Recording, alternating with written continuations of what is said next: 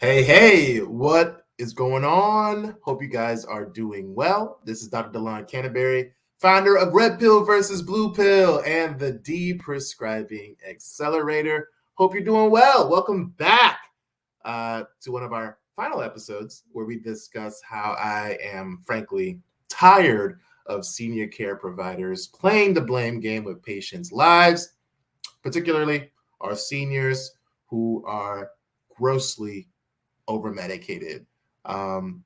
So welcome back. I hope y'all are doing well. Today we'll be discussing not just this overwhelming issue I run into when I not just do medication reviews or deprescribing action plans, but just in casual conversation, there's so many fragments in like who wrote what, who did this, or who told someone that, and unfortunately, it's not only overwhelming for the patient, but even worse for the caregiver. But what kind of grinds my gears is seeing how people feel crippled by not knowing who, or not wanting to rock the boat for the betterment of our patients' well-being. And in fact, when I first had one of my patient cases who had seen like 4 different specialists and was in and out of 2 different nursing homes. I mean, none of the doctors were talking to each other, like which we kind of know within the system, but some blatantly refused to touch any medications that may have a harmful interaction because they didn't write it, or because, well, the patient had it for 5 years, I just renewed it, or someone else wrote it, so that's not my specialty. And I'm just like, why does that matter if we're causing harm? Or at least communicate the issue that you found. And so I kept finding this whole repeated cycle of, well, I didn't do it, so it's their fault. Well, I didn't do this, so whatever. Or I didn't write that, or I just feel helpless. And I'm like, yo, this is nonsense. This is straight up nonsense. These are patients paying you money, whether it's insurance, whether it's a copay, whether it's out of pocket, whatever. They're paying you to be held. And we're so stuck in our silo of, I am just a nurse, so I cannot advocate for that. I am just a pharmacist, so I can only talk so much about the meds. Or I did not write that. I only focus on the kidneys. I'm the kidney doctor, so I don't care about the cardiologist's decisions. Like, it's BS. It is BS. It is the biggest cop-out I find when I speak in these senior facilities to independent living seniors who literally are just at wit's end on just finding someone to help maneuver this crap. And the worst part are seeing so many complacent people who touch them, like people who may be like a wellness director, right? Or someone who runs a health or holistic program at an independent living facility. And of course, I get it. It's not exactly their role. But if you're seeing Bob, Joanne, whoever falling more often than usual, and you know they've had an issue with their nurse with managing their meds, or they've had falls in the past because of their dementia gate, whatever, why the hell wouldn't you want to communicate that to their provider? Like, why wouldn't you want to be the advocate? And so I'm tired of this damn blame game. I'm tired of this passing the buck that healthcare basically allows to happen because we're not putting in structured ways to quantify and incentivize deprescribing, at least on a national platform. I see it in silos here and there, but I'm not seeing it as like a required, normalized approach to care. And that is the opportunity that us as pharmacists need to capitalize on. I mean, providers are begging for us to work with them to create these plans to help manage their meds. It's the most frustrating, one of the time-consuming issues that providers see, and they don't know what to do. They don't know what to do. And instead of just calling a spade, they continue the problem by, well, doing nothing. clinical inertia, just doing nothing because, well, if it ain't broke, don't fix it. And I mean, like, that's the mentality that is killing our seniors. That's the mentality that's worsening our readmission rates. That's the mentality that's kind of bastardizing what value-based care is supposed to do. And we end up confined into our silos or the title game, the alphabets after your name, instead of unifying together to create a value-based service that works and saves lives. So I am going to call out the excuses I hear for people who just feel stuck or helpless. And yeah, I get it. Some of y'all may not know all the meds like pharmacists may do, but you not choosing to advocate for someone who is in harm's way just because you're scared of what the doctor will say or what the prescriber will say or the health system will say is crap. Yeah, you're a part of the problem. It is crap. I'm calling you out. I'm calling a spade a spade. I am tired of using this. Well, that's not in my job description when someone can fall victim to harm because you decided not to advocate. That's who I'm calling out today. This blame game that our health system loves. Well, why didn't we refer to the social worker? What? There's always someone else's fault. But when a patient's in front of you for the third time readmitted for something preventable and no one is even thinking or questioning what the hell the meds are doing, then we have an ethical problem. We have a moral and ethical problem in healthcare. That's the norm. And it is the norm because it's all I see and it's all I hear when I meet more and more patients and access navigators and people who are trying to put people in placement homes. It's the same stuff. This blame game, this,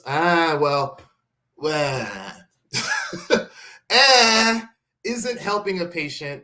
It's not saving a life. It's, again, passing the buck on to the next person and hope that it's addressed in your annual visit within those 20 minutes. I'm sick of it, yo. I'm sick of it. And so I'm tired of giving or hearing these excuses of I don't have the power, I don't know the drugs, I don't know how to ask the right questions. I'm giving you the tools to do that with our coaching program, with the Deprescribing Accelerator. But more so, I want you to get your damn fire back for why the hell you're in this profession. Entrepreneurship is truly the key to happiness, like truly to living the life you want to do. You got to have to break out of the realm of security that is holding back your true potential and your alignment in your purpose to serve others. We have to call a spade a spade. You can do this within your own role for sure, but this whole blaming the patient, blaming someone else isn't helping anybody. It's not doing anyone any favors. And it's leading people to harm. Whether we can't quantify it because we can't say for a fact, yes, this happened because of you didn't do this. You can't quantify what you didn't do. However, something happens to that patient, the back of your mind's going to say something about that. Your heart's going to say something about that. Your ethics, if you have one, is going to say something about that. Your compass is going to point you about that.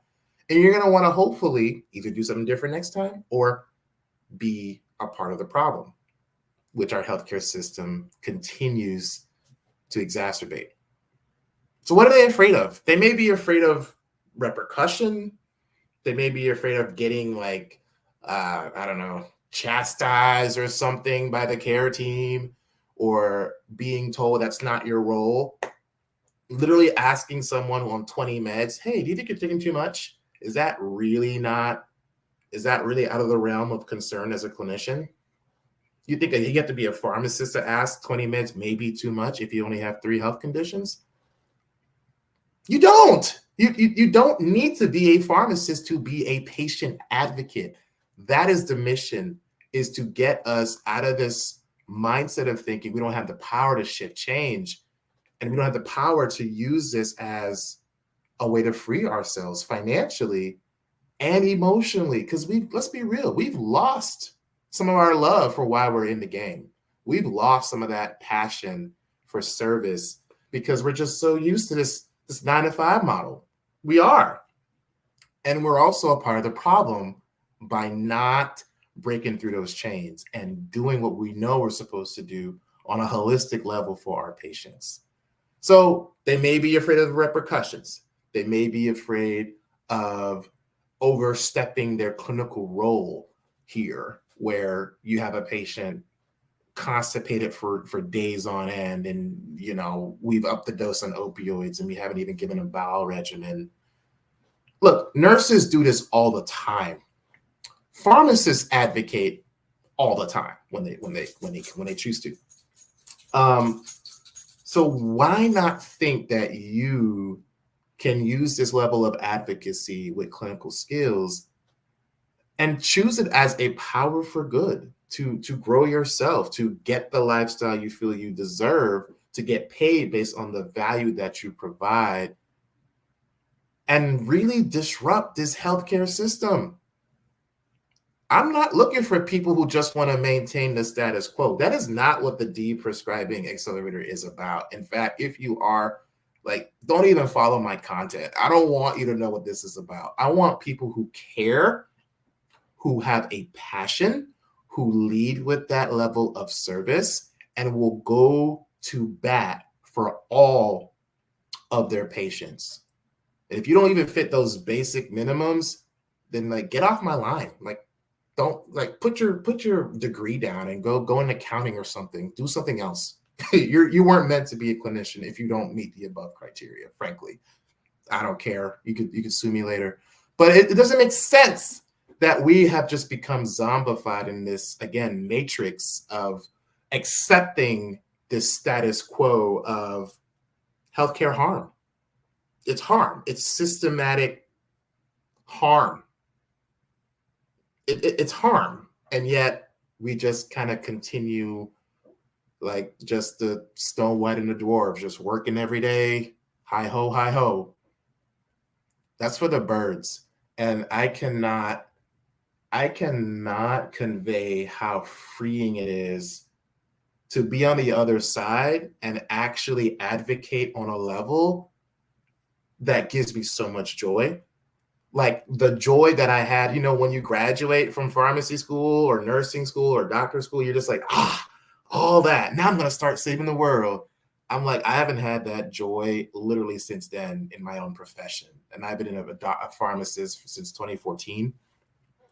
I didn't really have that joy until literally I started deprescribing. I started going to the community and serving in a capacity that was outside of the realm of what I thought I was supposed to do.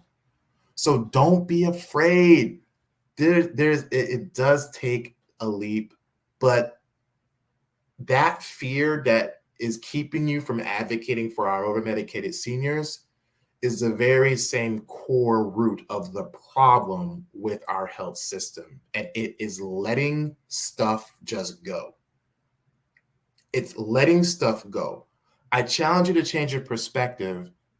And that little opportunity, let's see it as a way for you to better serve. Let's see it as a way for you to provide, I don't know, a whole new service, a whole new value-based service, a whole new, revenue stream where we're advocating for more deprescribing in our seniors.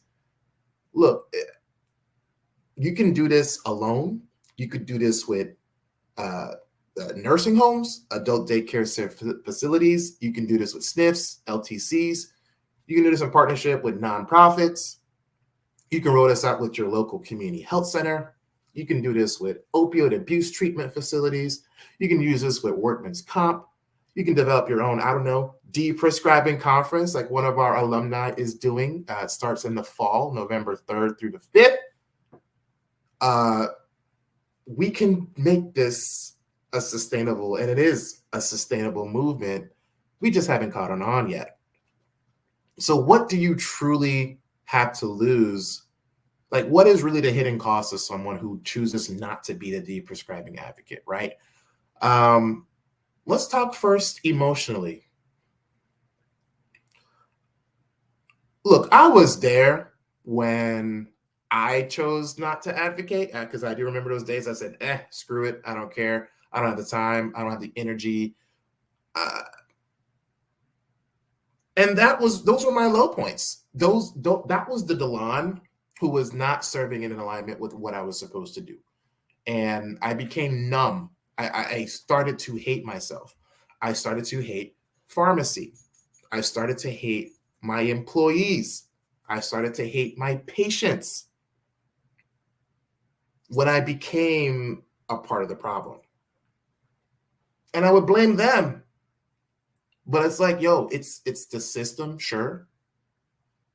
But when you start opening the door to yourself, like to what you want to do as a clinician, and we know in our hearts we're doing this crap wrong right now with the current healthcare model, then we got to do something else. I mean, shoot, I learned that just being a manager, right? If we're doing something and you rinse and repeat and the team's is not working, we switch, we alter our plan. Why not think the same for how we approach medicines? Why not address the continuously growing 275,000 people that die each year because of mismanaged medications? Why not address the $600 billion, so $530 billion we waste because of medications that are suboptimal every year? Why not reduce the 750 seniors that are hospitalized every day because of a medicine? I don't think this is rocket science. I don't think this takes like a new, like revolution when we have evidence-based protocols that tell us how to do it, and it's being done actively throughout the world. Yet we in this country focus more on the capitalistic side and don't look at holistic ways to get people off of meds. We don't look at integrative medicine. We're not using functional medicine. We're not using mindfulness and behavioral therapies. We're not looking at alternative ways to really help people change lifestyle. We're not utilizing motivational interviewing. What do you have to lose? What do you have to lose? Like, what's the risk, really? What is the risk that you will incur for doing what you know is ethically right for your patient and ethically right for you as a clinician?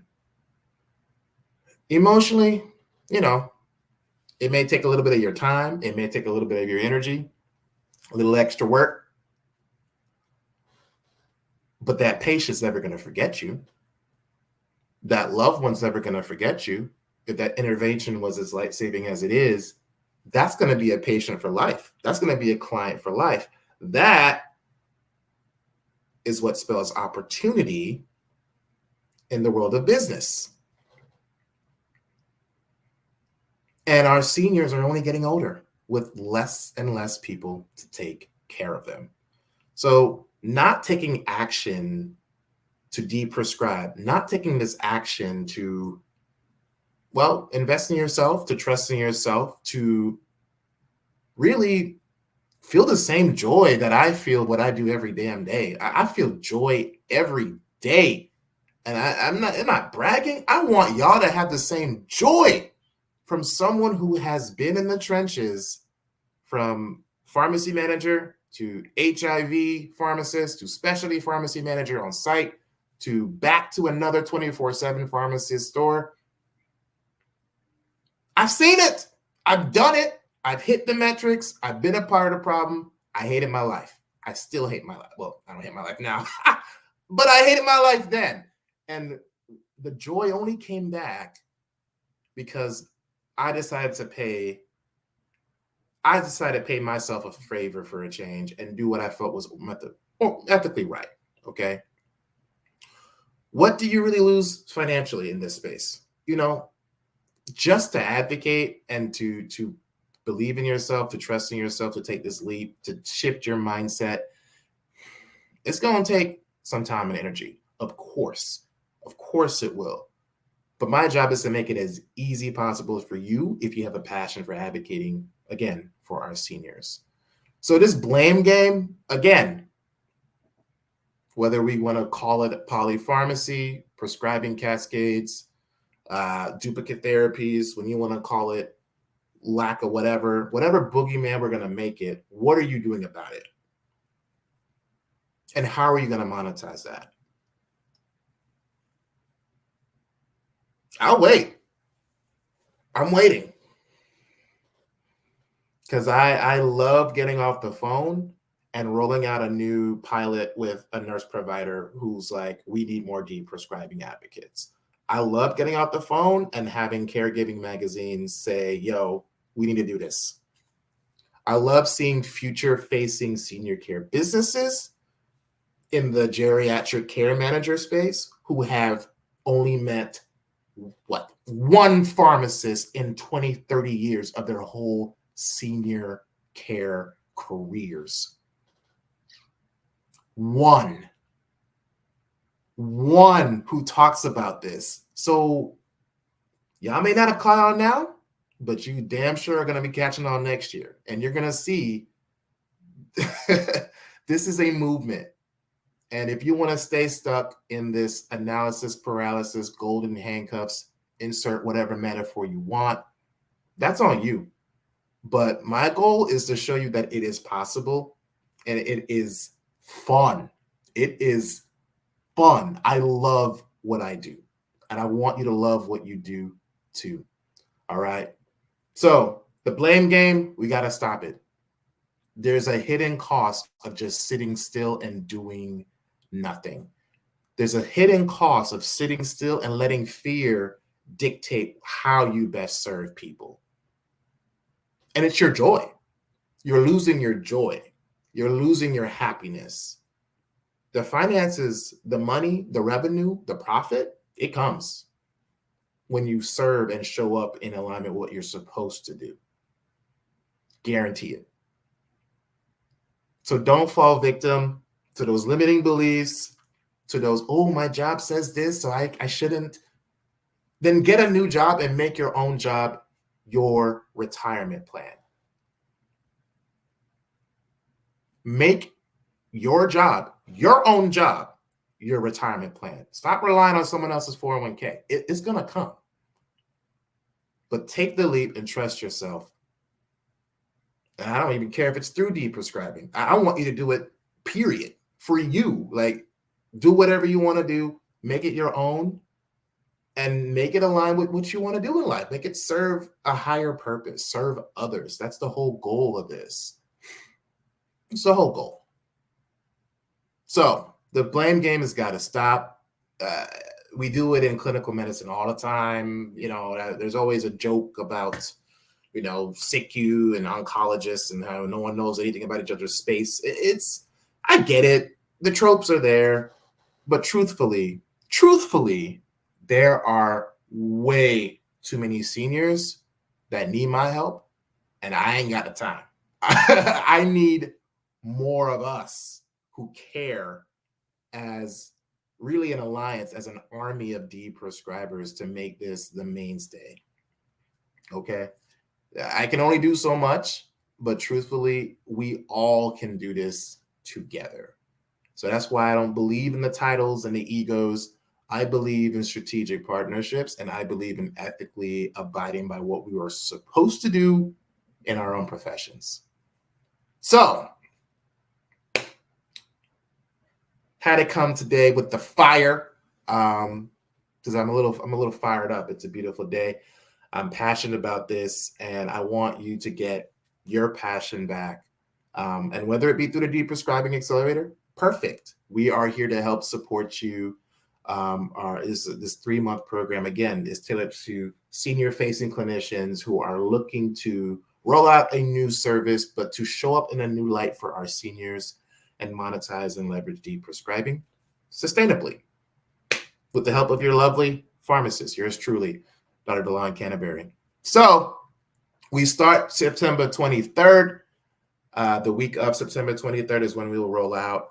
The deadline to apply for our cohort is September 16th. So 2 weeks from today, we'll be going through applications for the next week and a half or so for our qualified candidates. Seats are actually filling up pretty quickly. So we got like 3 seats left for our class. So I encourage you to apply if it's still on your radar, or if you've been stalking me in silence, take the move, at least set up a next step suitability call and see if this is the best decision for you. And we'll go from there. But I want to thank you all for checking out our red pill versus blue pill series. Frankly, the movement has just begun. The deprescribing movement has just begun. There's so much more in the works on how we can make this scalable worldwide. In fact, the very first International Deprescribing Conference is taking place next week. I won't be able to make it, unfortunately. It'll be in Denmark, but I'm excited for it.